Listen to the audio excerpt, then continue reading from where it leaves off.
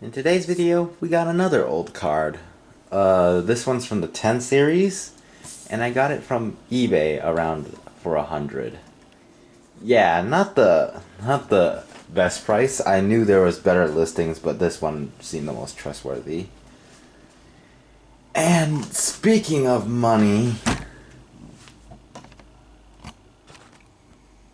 I bent the pins on a motherboard, and I need to remake that money. Because there's way too many pins bent on there to be bent back. So, anyways, back to the 1060. The 1060. This is a 1070.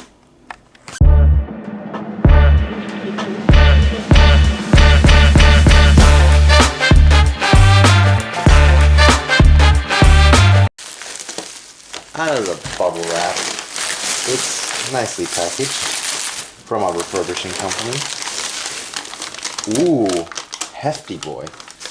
And it's not like long hefty. I mean, it's wide. Big cooler. Kind of longer than a 980.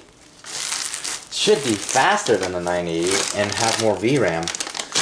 Something NVIDIA decides is not important because, mind you, this has the same VRAM count as the 4060.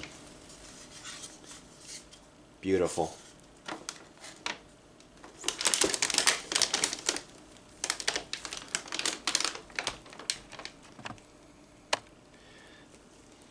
Zotac, and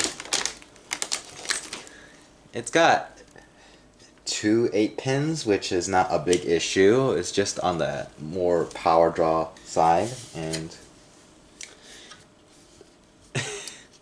DVI port. At some point, someone will not know what a DVI port is. Ew, there's rust on it. A personal favorite of mine is Forza Horizon 5, and the 1070 does decent on Forza Horizon 5. It's around similar to the 980 I tested, but this time, this Forza Horizon 5 has more VRAM to use. It's obviously using more than 4 gigs, which is more than the 980 could support. Well, you could have gotten the 980 Ti, but it's the 900 series. Why would you?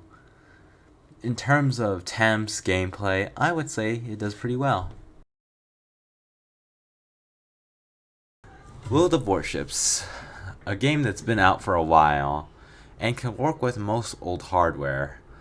But some people out there are not willing to buy old hardware.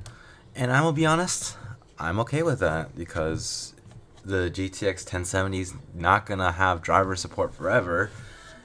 And the 30 series cards are going to definitely have driver support longer than the 10 series because it's a newer card, but it's not exactly the 40 series where you have to take off a limb and get barely any card.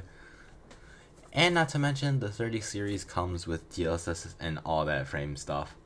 But right now, this is the 1070, and it's got some pretty decent FPS on World of Warships. In Overwatch with FSR, the GTX 1070 does pretty good. Surprisingly, it barely uses more than 3 gigabytes of VRAM, which is a pretty good thing. That means this game won't take that much GPU muscle if you were to run like something like a 4060 8 gig. Yes, I know I'm completely ignoring the 4060's advantages. No, I do not feel any regret. My thoughts on the GTX 1070 is I wouldn't recommend it for newer systems. It uses a lot of power, and some of the entry-level GPUs are starting to get there.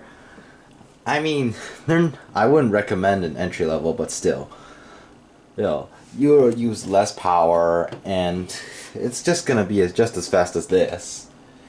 But for one scenario, I would not recommend an entry level is an older system.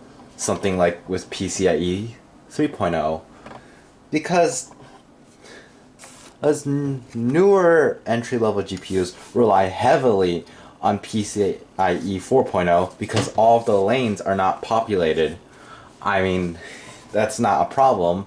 You can run it in an older system, but it's gonna be hindered by, I think, by bandwidth speeds. And in that situation, the 1070 might strive because you can get better performance at the PCIe speeds. Actually, I think I can do a video on that. But anyways, if you enjoyed the video, hit a like. If you didn't like it, hit a dislike. And remember to subscribe because I need the support.